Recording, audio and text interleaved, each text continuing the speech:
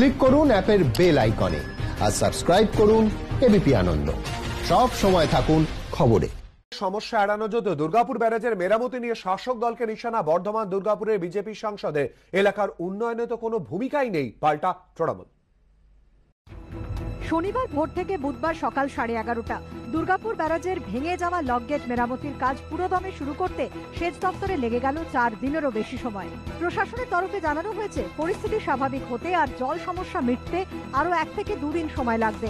এই পরিস্থিতিতে শাসক দলকে কাঠগড়ায় তুলেছে বিজেপি। তাদের অভিযোগ, প্রশাসন পরিকল্পনা মাফিক ব্যবস্থা নিলে সমস্যা এড়ানো যেত। যে এতদিন লাগা উচিত না। আমাদের কি আছে, যেই সমস্যা হলো সবাই চিল্লাতে শুরু।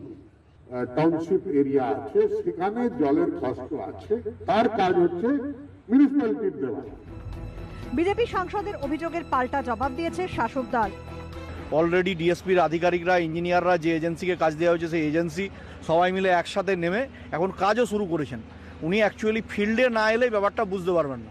উনাকে যেরকম হচ্ছে পার্টির কার্যকর্তারা ব্রিফ করছেন, উনি হয়তো সেইটা শুনে বলছেন। একই সুর বামেদের গলাতেও।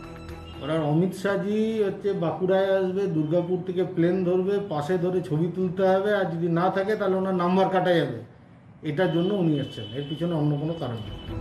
গত 20 অক্টোবর দুর্গাপুর শহরের বিভিন্ন জায়গায় বর্তমান দুর্গাপুরের বিজেপি সাংসদের বিরুদ্ধে দেখা যায় এই সব পোস্টার, যেখানে লেখা সুরেন্দ্র সিং আলুওয়ালিয়া নিখোঁজ।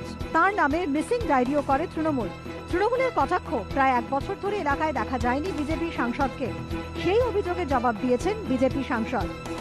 এই জল, স্যানিটাইজেশন, নালি, রাস্তাঘাট, এই মিউনিসিপ্যালিটির জন্য তো এই টাকাটা কেউ পায় না।